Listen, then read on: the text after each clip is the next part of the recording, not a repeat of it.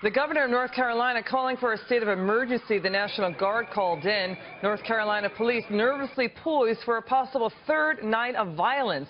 As the sun sets on Charlotte, critics are questioning why the facts of the case are not getting through to protesters.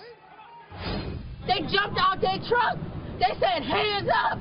He got a gun. He got a gun. Pow, pow, pow, pow. That's it.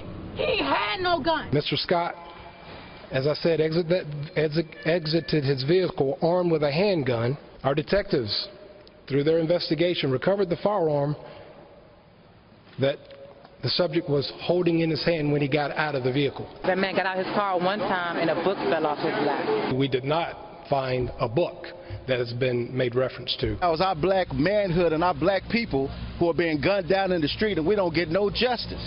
Officer Vincent is being placed on administrative leave as we investigate this. As you know, there's a criminal track and a parallel investigative internal track to make sure none of our policies were violated, along with none of our laws in the state of North Carolina being violated as per the criminal investigation. I am asking our community, I'm asking people here to please wait until all information is available. We're not telling our brothers and sisters to stop. We're not going to get out there and tell y'all, oh, brother, you shouldn't do that, you shouldn't do this, when we ain't getting no justice. It's time to change the narrative, because I can tell you from the facts that the story is a little bit different as to how it's been portrayed so far. We're watching modern-day lynching. With me now, Dallas Fallen Officer Foundation president, who is also suing Black Lives Matter for starting a race war. That's his suit. That's what his suit says. Police Sergeant Demetrick Pennie, he's with me now. He's joined by his attorney and his co-plaintiff, Larry Klayman, who is here for legal reasons. Good to see you again, Sergeant Demetrick and Larry. Sergeant, why is there rioting despite what the police chief is saying about the case? Because this group of individuals have no intention of listening to reason. This is a group that's looking for black liberation. This is Black Lives Matter. There's no cooperation. There's no type of interaction that you can have with this group of individuals. In fact, the ACLU should be looking at these individuals as considered a domestic terrorist hate group. That's what they should be considered, because every action that they're doing is a domestic terrorist act. Even here in Dallas, the Black Lives Matter movement is responsible for 5 of our officers being killed, and we cannot forget that. This week we have the Black Police Union here in Dallas is having the same having the intent of putting on a protest or a discussion with the Nation of Islam and the Black Lives Matter movement, the same group that was responsible for killing our police officers. I'm principled in my beliefs. They cannot change what I feel I hear about what you're this. saying. Sorry, Sergeant. What proof do you have that Black Lives Matter was responsible for the death of the police officer in Dallas and elsewhere? Ma'am, the proof I have is essentially it was a Black Lives Matter protest that was occurring. Yeah. When the deaths happened. Well, we also have. I cannot believe that this is happening right now. I hear you, Larry. Come in. Yeah, as we set forth in our complaint, there are people who are involved with Black Lives Matter, who are part of it, who have actually threatened the lives of policemen, law enforcement, and others. They can look at our complaint at freedomwatchusa.org. Thank you, Larry. I appreciate that. Next up, what do you think, Sergeant, of the chief of police clarifying today that the video, the dash cam video, does not confirm that the man fatally shot was pointing a gun? Man, I don't directly comment on open investigations. Okay. But what I can talk about is what is happening right now. We see the narrative that this group has no intention of listening to what anyone has to say. And that's all we're doing with this lawsuit, is saying, listen, government officials, you guys need to pay attention. We have officers' lives that's being endangered. More than 20 officers there in South Carolina have been injured.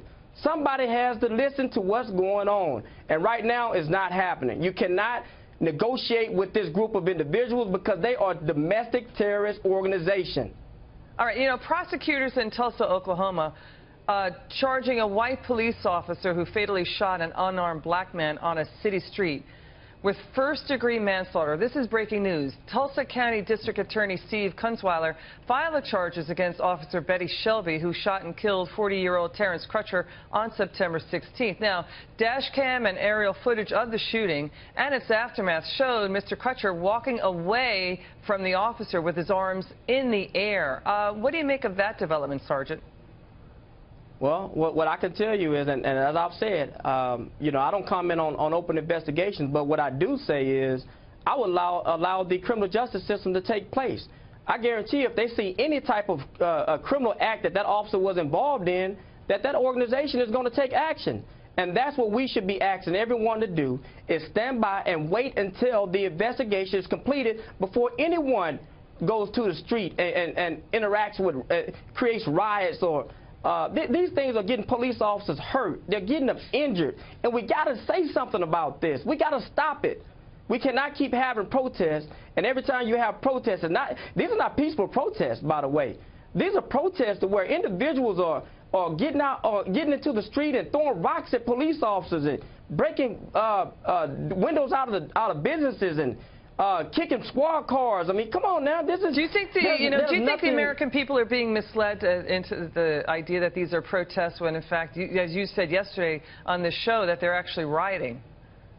Absolutely. These are riots. These are riots, and we have to call them for what they are. You know, if we sit back and we say, okay, they acknowledge that they're going to put on a protest. Well, when they show up, you know this is not a protest when everybody's out here wearing masks. So when they're wearing masks and they're ready, everybody's armed with something, bottles and rocks. Listen, we need to have additional law enforcement. The National Guard should have a emergency response team on call whenever these guys get ready to show up. Okay. Because you know what it's going to turn into. You know, the black officer who fatally shot Keith Scott was identified as Officer Brentley Vinson. Here we have former Mayor Rudy Giuliani questioning why black police officer lives don't matter. Roll tape. Let's take Black Lives Matter for a moment. How come the black life of the police officer doesn't matter? Sergeant, does the mayor have a point? It's definitely a point. I mean, I look at, they say Black Lives Matter. I'm only concerned about the blue lives in this situation. I'm concerned about black, white, brown. Every officer that puts on the blue uniform to get out here and protect the public. That's the real discussion that we need to be having. We cannot allow police officers whose responsibility it is to get out here and protect the community to be afraid to police their communities because they're going to be injured by the individuals who they're there to protect. And we have to try to find a way to stop that. All right, thank you. These police officers that cannot see that, the black police officers that can't see it, they're blind. All right, thank you, Dallas Police Sergeant Demetrick Pennie and Attorney Larry Klayman. And to learn more about their lawsuit against Black Lives Matter, you can visit sgtpennie.com.